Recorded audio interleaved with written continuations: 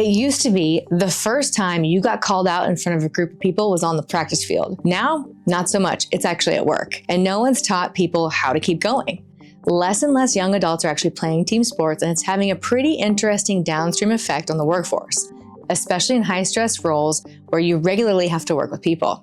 And it's not because sports make people better, but because playing team sports trained a set of skills we now assume people have, but actually don't. I'm Dr. Jennifer Prohaska. I'm a PhD psychologist, and I specialize in how people think, decide, and perform under pressure and extreme stress. I've spent years working with professionals in high-stakes environments where mistakes make a big deal. And my work focuses now on helping people stay effective under pressure when it's at its highest. Team sports were never just about athletics. They were a developmental training ground, and here's what I mean by that.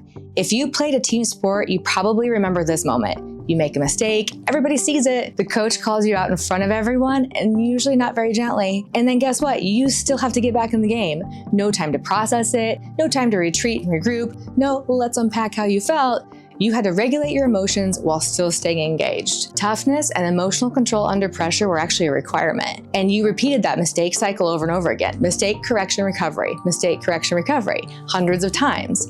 That repetition and that pattern is what built capacity to perform under stress. So now let's zoom out. Youth participation in organized sports teams has actually been declining for years, especially once kids hit adolescence. So that developmental training ground basically disappears. And here's what that can actually look like later. Let's say I see a new hire and you say I give them feedback, and the feedback is rather neutral, nothing harsh, nothing personal. And instead of just adjusting and moving on, they actually get really stuck because they've never had to practice being corrected, getting your ego or feelings hurt a little bit, and then continuing on at the same time. The ability to get your ego bruised a little bit and maybe even feel embarrassed and still continue is a skill set. And it's been used to train people by far in the workplace in sports.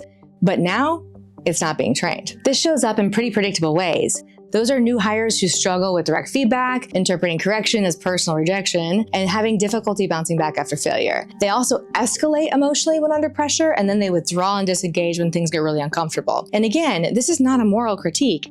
It's a skill deficit problem. And interestingly, we're actually seeing some interesting research on this as well. We see that kids who participate in sports show 10% lower anxiety and depression scores, 17% fewer social problems, 12% lower attentional problems, better emotional regulation, and lower rule-breaking behavior. And that's actually not because sports are magic, it's because repeated, structured exposure to stress builds that capacity. People nowadays who hire for high-stress roles are already feeling this gap. They know that high-stress, high-stakes jobs don't allow for tactical pauses or self-care days or stopping when someone feels off. Think about a moment here, guys, where information is incomplete at work, time is limited, emotions are running high, and guess what? The team still has to go on and function and accomplish the goal. People with team sports backgrounds often default to, okay, say less, next play. How do we need to get this done right now? Not because they don't feel that stress, but because they've learned early on that emotion does not get to run the operation. That mindset is actually trained long before the consequences were serious, like they can be in a work setting.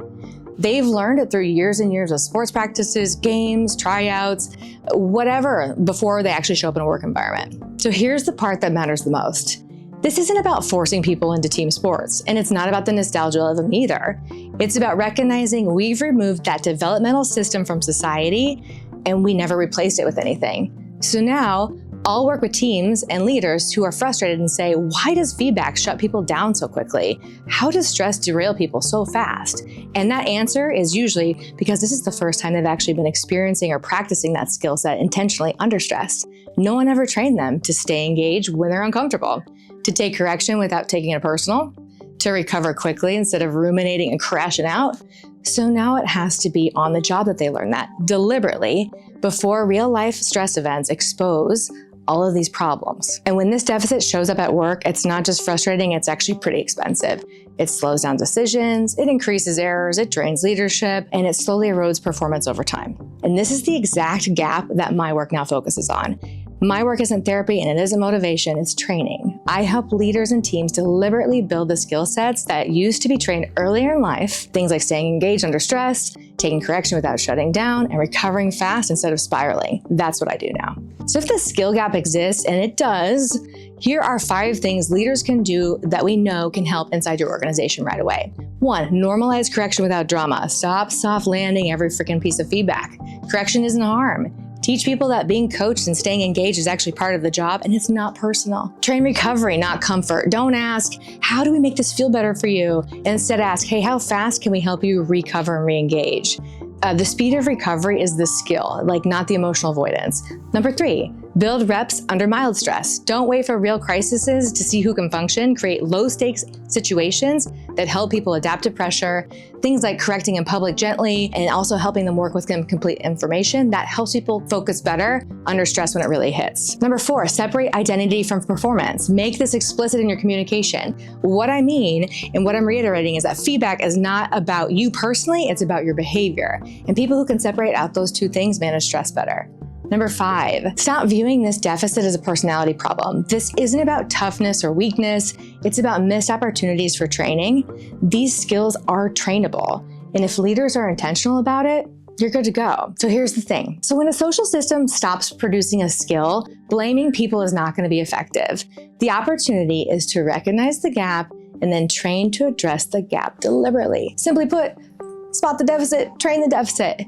That's how you build anti-fragile, capable people, even in a world that stopped preparing them for the mental and emotional demands of modern work. So if you're leading people in high-stakes roles, and this problem sounds really familiar, that's the work I do. This is a solvable problem, and it's what I spend my time working on now. So if you want to understand how this might look inside your organization, reach out.